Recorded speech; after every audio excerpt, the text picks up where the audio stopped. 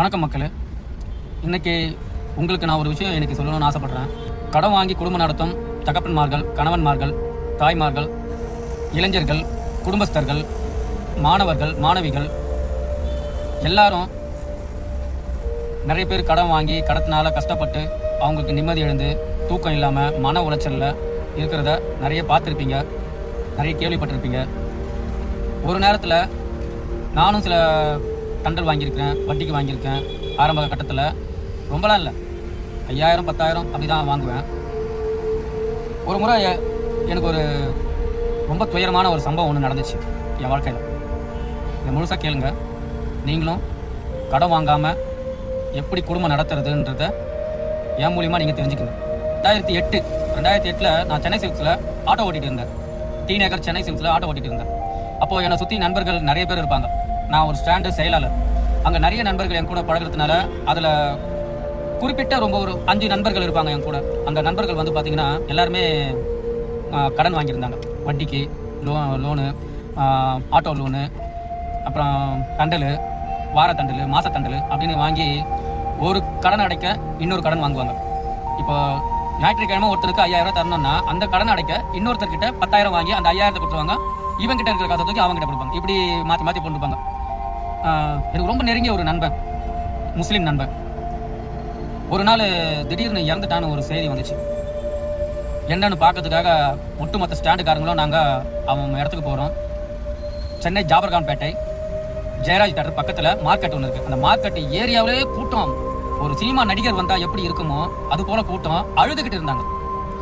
ஏன் இப்படி இவ்வளோ பேர் அழுகுறாங்க? அண்ணா, இவன் ஊருக்கே சொந்தக்காரனா? இவன் இல்லை ஒரு பணக்காரனா? இவன் ஆட்டோக்கான ஓட்டுங்கிறான், எதுக்கு இவனை பார்த்து இவ்வளோ பேர் அழுகுறாங்க அப்படின்னு சொல்லிட்டு போனால் அங்கே பார்த்த ஒரு விஷயம் என்னன்னா,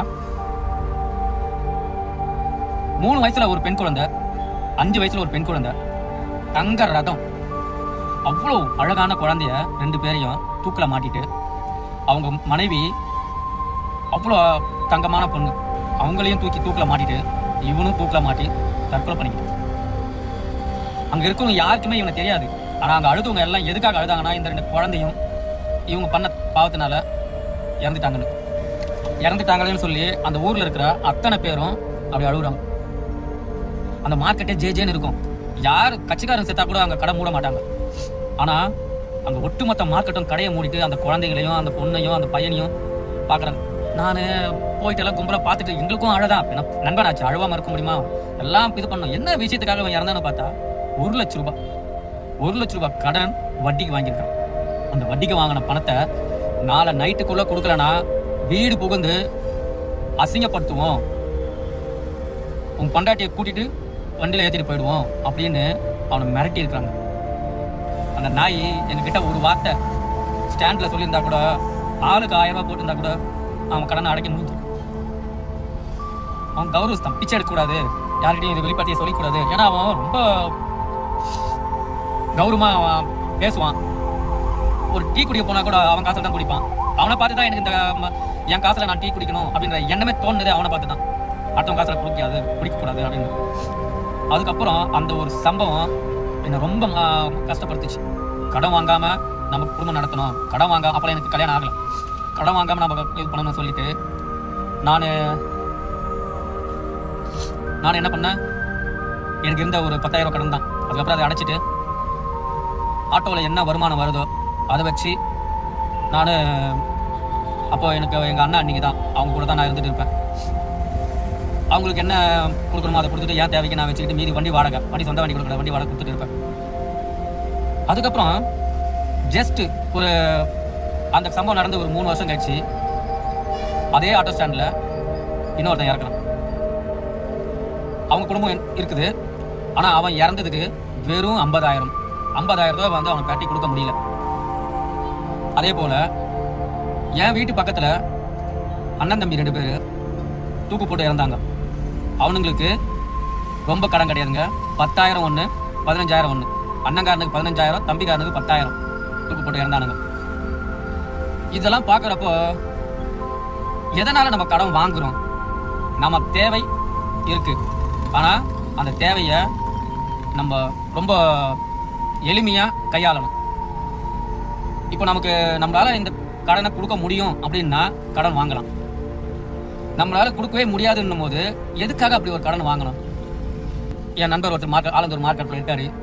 அவர் அடுத்த வாரம் ஆஸ்திரேலியா போறாரு. எதுக்காக போறாருன்னா அவருக்கு 3.5 லட்ச ரூபாய் கடன் இருக்கு. அந்த 3 லட்ச ரூபாய் கடனை அவரால் இங்க இருந்து கொடுக்க முடியல. ஆனா அவர் சம்பாதிக்கிறது 40,000 ரூபாய் சம்பாதிக்கிறாரு. கால் டிரைவரு பிளஸ் மாச சம்பளத்துக்கு போறாரு. இது ரெண்டுமே பார்த்து மாசம் அவருக்கு ஒரு 40,000 ரூபாய் வருது. அந்த 40,000த்துல வீட்டு வாடகை கொடுக்கணும், குடும்பத்தை பார்க்கணும், பசங்களை படிக்க வைக்கணும், அவங்க குடும்ப செலவையும் பார்த்துக்கிட்டு அவரோட செலவையும் பார்க்கணும். ராமில் வெளியே போறான்னா ஒரு ரூபாய் இல்லாமல் இருக்க முடியாதுல்ல. அவர் பாக்கெட்டில் ஒரு 10 ரூபா இருக்கணும். பைக் டியூ இருக்கு, பைக் டியூ கட்டணும், கரண்ட் பில் கட்டணும். இது போல நிறைய இன்னைக்கு விற்கிற விலைவாசி அந்த மாதிரி ஒரு நாளைக்கு 700 ரூபாய் இருந்தால் கூட பத்த மாட்டேங்குது. அதனால அவரால் முடியல. இப்போ அங்கே 1 லட்ச ரூபா சம்பளம் தரேன்னு சொன்ன உடனே இப்போ அங்கே அட்டை தூக்குற வேலைக்கு போறாரு. கார் டிரைவர் விட்டுட்டு அட்டை தூக்குற வேலைக்கு போறாரு. ஏற்கனவே இவருக்கு 3 லட்ச ரூபாய் கடன் இருக்கு. அதை அடைக்க முடியாம தான் இப்போ வெளிநாட்டுக்கு போறாரு. அங்கே அனுப்புறதுக்கு இந்த ஏஜென்ட் கம்பெனிக்காரங்க 3 லட்ச ரூபாய் கேட்டிருக்காங்க. அது இல்லாமல் இமிகிரேஷன், மெடிக்கல் இவரோட செலவெல்லாம் இருக்கு. அது ஒரு 50,000 ரூபாய் வந்துடும் இந்த காலத்துக்கு. மொத்தம் எத்தனை லட்சம் ஆகுது பாருங்க? 7 லட்சம் 8 லட்சம் ஆகிடும் இவர் போகிறதுக்கு. இதை அங்கே எத்தனை வருஷம் போய் இப்போ அங்கே 1 லட்ச ரூபா சம்பளம் கொடுக்குறாங்கன்னா இவருக்கு சரியாக கரெக்டாக இருக்குமா என்ன தெரியல. அந்த இடம் கரெக்டான ஏஜென்ட், கரெக்டான ஒரு இடம் வந்தால் இவர் அந்த கடன்லாம் அடைப்பார். இல்லைனா அங்கே போய் என்ன கஷ்டப்படுறாரோ தெரியல.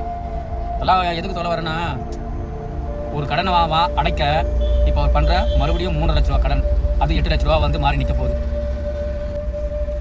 இப்படி சொந்தத்தோடு இருக்க முடியாமல் நானும் வெளிநாடு போனேங்க, சவுதிக்கு போனேன். நான் கடன் வாங்கிலாம் போனேங்க. என் ஃப்ரெண்டு அங்கேருந்து எனக்கு விசா அனுப்பினான். அங்கேருந்து எனக்கு டிக்கெட் வந்துச்சு. நான் செலவு பண்ணது மொத்தமே ஒரு 30,000 ரூபாய்.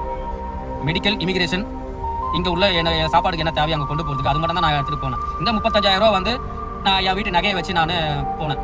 அங்கே போயிட்டு அங்கேருந்து பணம் அனுப்பினா அந்த நகையை மீட்டுட்டாங்க. அங்கே சம்பாதிச்சதில் நான் ஒரு என் வீடு ஓலை வீடாக இருந்தது, மாடி வீடாக கொஞ்சம் கட்டியிருக்கிறேன்.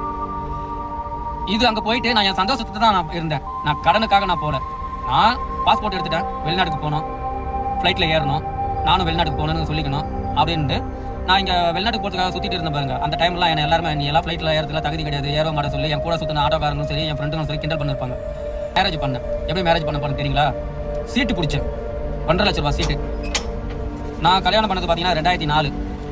அது அப்போ வந்து அந்த செலவெல்லாம் பெரிய செலவே கிடையாது. எங்கள் அக்கா ஒரு சீட்டு போட்டிருந்தாங்க, அவங்களுக்கு முடிஞ்ச வரைக்கும் அவங்க பணம் கொடுத்தாங்க. அப்புறம் எங்கள் அண்ணனுங்க 2 பேர் இருந்தாங்க, அவங்க ஒவ்வொருத்தரும் ஒவ்வொரு செலவை ஏற்றுக்கிட்டாங்க. பத்திரிக்கை அடித்து நிச்சயதார்த்தம் பண்ணி பத்திரிக்கை அடித்து மண்டபத்தில் கல்யாணம் பண்ணேன். என் ஒய்ஃபு வீட்டுக்கு வந்த பிறகு கொஞ்சம் கடை இருந்துச்சு. ஒரு 5,000 நகை அவங்க போட்டுட்டு வந்தாங்க. 5,000 நகையை நான் வச்சு அந்த இருந்த கடனை அடைச்சிட்டு மறுபடியும் என் வாழ்க்கையை 0லேருந்து தான் ஆரம்பிச்சு. இப்போ வரைக்கும் நல்லா போயிட்டு இருக்கு. எனக்கு 2 பசங்க படிக்க வச்சுட்டு தான் இருக்கிறேன். ஒருத்தன் காலேஜ் முடிச்சுட்டான், பொண்ணு காலேஜ் முடிக்க போகுது. என் ஒய்ஃபு வேலைக்கு போகிறாங்க, நானும் வேலைக்கு போகிறேன். எங்கள் குடும்பம் எங்கள் வட்டத்துக்குள்ளே தான் இருக்குது. எங்கள் எல்லையை மீறி போகல. எங்கள் கடன் சொல்லி யாரும் 1 ரூபா கேட்டு வர்றதுக்கு இல்லை. நான் பெருசாக என் வீட்டுக்கு ஒரு ஃப்ரிட்ஜ் வாங்கி போட்டாலோ ஒரு வாஷிங் மிஷின் வாங்கி போட்டாலோ இல்லைங்களா, பல்லாவர சந்தையில் வாஷிங் மிஷின் வாங்கி வந்து 8,000 ரூபாய் கொடுத்து. அதே போல் டிவி பார்த்தீங்கன்னா நான் சாம்சங் டிவி வச்சுருந்தேன். அந்த டிவி உடஞ்சி போச்சு. அதை கொண்டு போய் சிந்தாதாரிப்பேட்டையில் கொடுத்து வெறும் 13,000 ரூபாய்க்கு 42 இன்ச்சு டிவி வாங்கிட்டு வந்தேன். என் கையில் காசு இருக்கிறத வச்சு வாங்கினேன். இது போல் நம்ம தேவைக்கு நம்ம கைக்குள்ளே இருக்கிற காசு நமக்கு கிடைக்கிற வரைக்கும் வெயிட் பண்ணணும். ஓவராக அட்வான்டேஜ் எடுத்துக்கூடாது. இப்போ கூட நான் ஒரு இடம் வாங்கலாம்னு சொல்லி பார்த்துக்கிட்டு இருக்கிறேன். எத்தனை வருஷமா? ஒரு 7-8 வருஷமா. ஆனால் என்னால் இப்போ வரைக்கும் நான் இடம் வாங்க முடியல. ஏன்னா அவன் 3 லட்ச ரூபா 5 லட்ச ரூபா கேட்குறாங்க முன்பணம். அந்த முன்பணத்தை எனக்கு லோன் தரேன்னு சொல்கிறானுங்களா, அந்த லோன் வாங்கி என்னால் அடைக்க முடியுமான்னு சொல்லி போய் பார்த்தேன். அங்கே ஒரு 25 லட்சம்ன்றது ஒரு 50 லட்சமா ஆகிடும் வீடு கட்டுறதுக்கு. இங்கே ஒரு 5 லட்சம்ன்றது அது வட்டி கட்டி போட்டு அது ஒரு 8 லட்ச ரூபா மாறிடும். இந்த 60 லட்சத்தை 70 லட்சத்தை நான் சாகிற வரைக்கும் கட்டிட்டு இருக்கணும். நான் செத்த பிறகு என் பையன் கட்டணும், இல்லை என் பொண்டாட்டி கட்டணும், இல்லை என் பொண்ணு கட்டணும். அதுக்குள்ளே என் பொண்ணு கல்யாணம் பண்ணணும், என் பையனுக்கு கல்யாணம் பண்ணணும். இதில் நடுவில் எந்த ஒரு இழுக்கம் வராமல் இருக்கும். இப்படி இருக்கிற போது கடன் வாங்குறது வேணுமா வேணாமா? நம்மளால வாங்க முடிஞ்ச வரைக்கும் வாங்கலாம். எங்கன்னா ஒரு இடத்துல செங்கல்பட்டு சைடில் கூட வாங்கிட்டு இடம் போயிடலாம். இங்கே சென்னையில் இருக்கவே முடியல. இப்போலாம் செங்கல்பட்டு சைடில் ஒரு 6 லட்ச ரூபாய்க்கு ஒரு இடம் இருக்குன்னா ஒரு 3 லட்ச ரூபாய்க்கு நகையை வச்சு அந்த இடத்த வாங்கி மீதி 3 லட்ச ரூபா மாதம் 5,000 ரூபாய் 6,000 ரூபாய் கட்டக்கூடிய அளவுக்கு லோன் கொடுக்குறாங்க. அந்த மாதிரி இடத்துல நம்ம வாங்கிட்டு போகலாம். சென்னைக்குள்ளே தான் வாழணும்னு அவசியம் கிடையாது. அவுட் ஆஃப் சிட்டியில் கூட போய் வாழலாம். அங்கேயும் மனுஷ பையன் தான் வாழலாம். செங்கல்பட்டை தாண்டி மதுரை, திருச்சி எவ்வளோ தூரத்தில் வாழலாம். சென்னையில் தான் வாழணும்னு அவசியம் இல்லை. இதை நான் மைண்டை வச்சு இந்த வீடியோ உங்களுக்கு நான் பதிவிடுறேன். தயவு செய்து கடன் வாங்கி இந்த கடனை கொடுக்கலாம். இந்த சீட்டு கட்டுறதுக்கு இந்த வட்டிக்கு வாங்கலாம், இந்த வட்டிக்கு கொடுக்கறதுக்கு இந்த தண்டல் வாங்கலாம் அப்படின்னு நம்ம நினச்சி வாங்கணும். ரொம்ப கஷ்டங்க. நான் பைக் கூட லோனில் தான் வாங்கினேன். 14,000 ரூபா கையில் கொடுத்துட்டு மீதி 4,500 ரூபா டியூ போட்டு கொடுத்தாங்க. 2.5 வருஷத்தில் டியூ முடிஞ்சு போச்சு. இந்த மாதிரி நம்மளால கட்டக்கூடிய கருது வாங்கலாம். ஆனால் அந்த வட்டிக்கு வாங்குறது, தண்டலுக்கு வாங்குறது, ஒரு வாரத்தில் நான் உங்களுக்கு 5,000 கொடுக்குறேன், ஒரு மாதத்தில் நான் 10,000 கொடுக்குறேன், 50,000 கொடுக்குறேன், 1 லட்ச ரூபா கொடுக்குறேன் வாங்கினீங்கன்னா உங்களோட நகைக்கு நகையும் விற்க வேண்டியது வரும். அந்த கடனை அடக்க முடியாமல் வேலை இல்லாமல் இருந்தீங்கன்னா, நான் 1 மாதம் வேலை இல்லாமல் இருக்கிறேங்க, ரேஷன் அரிசி சாப்பிடுவேங்க, பிரச்சனை இல்லை. என் வீட்டை தேடி யாரும் கடன் வர மாட்டாங்க. அதனால் கொஞ்சம் தயவு செய்து கடன் வாங்காமல் குடும்பத்தை நடத்துங்க. பசங்களை படிக்க வைங்க. கார்பரேஷன் ஸ்கூலில் கூட படிக்க வைங்க. என் பசங்க 2 பேரையும் நான் கார்பரேஷன் ஸ்கூலில் தான் படிக்க வச்சேன். என் பசங்க 2 பேரும் காலேஜ் சேர்க்கும் போது அவங்கள 35,000 இதில் தான் போய் காலேஜ் சேர்த்தேன். இதில் பெருமெல்லாம் ஒன்றும் இல்லை. என் பசங்க படிச்சுட்டு இப்போ வேலைக்கு போகிற ஸ்டேஜுக்கு வந்துட்டாங்க. அவங்க கையை அவங்க வச்சு கல்யாணத்துக்கு அவங்க என்ன பணம் கொடுக்கணுமோ, என்ன சேர்க்கணுமோ, எங்களால் என்ன முடிவு சேர்க்கணுமோ அதை சேர்த்து அவங்களுக்கு ஒரு நல்ல கல்யாணத்தை பண்ணி நான் சாகிறதுக்குள்ள ஒரு இடம் வாங்கி வீடு கட்டி என் பசங்களுக்கு கொடுக்கணும் அப்படின்ற நல்ல குறிக்கோளோட கடன் இல்லாமல் அதை நீங்களும் ட்ரை பண்ணுங்கள். அந்த குடும்பம் இறந்த மாதிரி அதுதாங்க என்னை ரொம்ப பாதித்த ஒரு விஷயம். அந்த அன்னிலேருந்து இன்னை வரைக்கும் சத்தியமாக சொல்கிறேன், என் தோள் மேலானே சொல்கிறேன், நான் யார்கிட்டையும் கை நீட்டி கடன் வாங்குறதும் இல்லை. வேலையே இல்லாமல் வீட்டில் இருந்தாலும் என் சோறு போட என் பொண்டாட்டி கடன் இல்லாமல் வச்சிருக்கிறா. என் ஒய்ஃபும் கடன் வாங்கலை. என் பசங்களுக்கும் நான் கடன் வாங்கி படிக்க வைக்கல. அதுபோல் நீங்களும் உங்களாலேயே முடியும். தயவு செய்து அதை ஃபாலோ பண்ணுங்கள். நன்றி, வணக்கம்.